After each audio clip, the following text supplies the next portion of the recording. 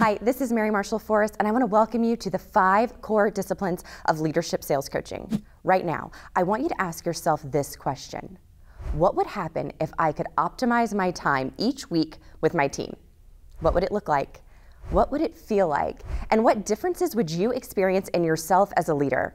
How would it impact your sales warriors? Imagine you went out and bought a really beautiful plant, and you bring it home and just place it in a pot that you had laying around. What's going to happen to that plant? Without the right soil, sunlight, and environment, that plant isn't going to thrive. Just the same, if we don't hold the correct environment for our sales warriors, they're going to have a difficult time growing and meeting your expectations. You see, we can have the right heart, intention, and all of the knowledge in the world as coaches, but if we don't have the processes in place, it doesn't matter. That's why I created this course, because I believe that the 5 core disciplines of leadership sales coaching will give you that environment to build a high-performing team. These 5 disciplines have allowed me and my team to function at the highest levels, and they will do the same thing for you. By the end of this course, you'll know how to use your time most effectively, and you'll experience better communication and faster growth within your team. Remember, there are 4 pillars of sales management. Number 1, sales. Do you know the playbook better than the players?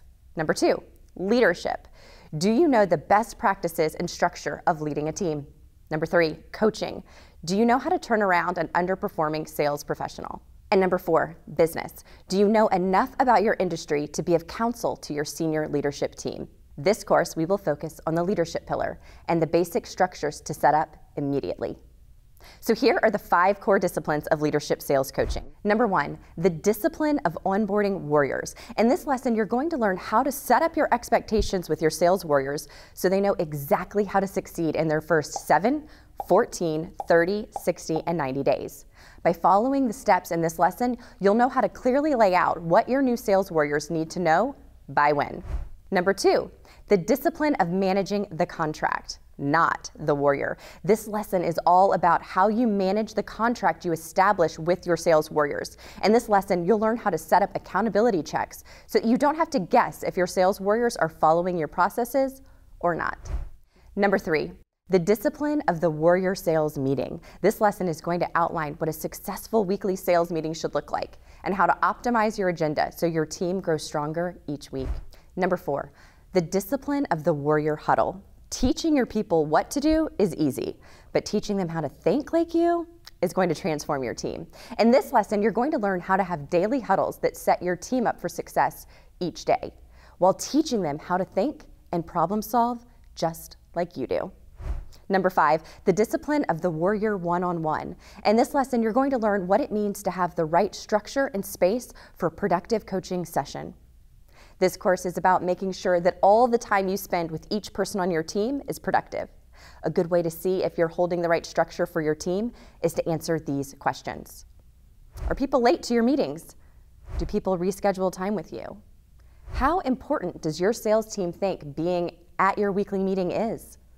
If they're off that day, would they still try to be on your meeting to learn from you? You cannot effectively manage your sales team if you are not holding the right space for them. At FPG, we have a Monday morning meeting each week where we connect and learn and set up our week for success. And back when I was in sales, I would sometimes come to that meeting late or miss it altogether because I was on a call with a prospect. The trainers on our team would sometimes no-show because they were speaking with a client.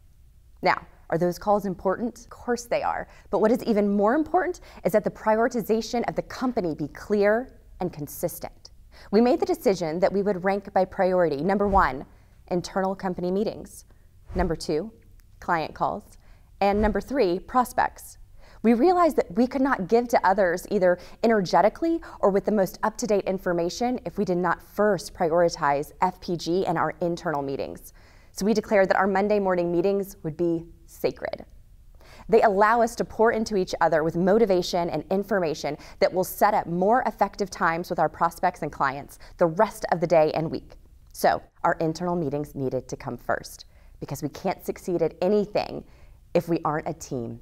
We cannot pour from an empty cup. We decided that our client calls were the next highest priority because they are our partners and we've chosen each other. And then we decided that our prospecting calls were the 3rd highest priority because we love them, but we aren't committed to each other yet. We need to hold our internal appointments as the highest priority because everything you do internally trickles down to your clients and to your prospects.